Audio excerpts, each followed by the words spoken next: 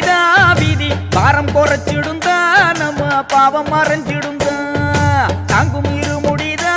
அது ஐயன் திருவடிதா விதி பாரம் குறைச்சிடுந்தா நம்ம பாவம் மறைஞ்சிடுந்தா சொல்லுங்க சொல்லுங்க ஐயனின் நாமம் சொல்லிட சொல்லிட வந்திடும் யோகம் சொல்லுங்க சொல்லுங்க ஐயனின் நாமம் சொல்லிட சொல்லிட வந்திடும் யோகம் கல்லென்ன முள்ளென்ன காடென்ன மேடென்ன நாதன் இருக்கையிலே கல்லென்ன முள்ளென்ன காடென்ன மேடென்ன நாதன் இருக்கையிலே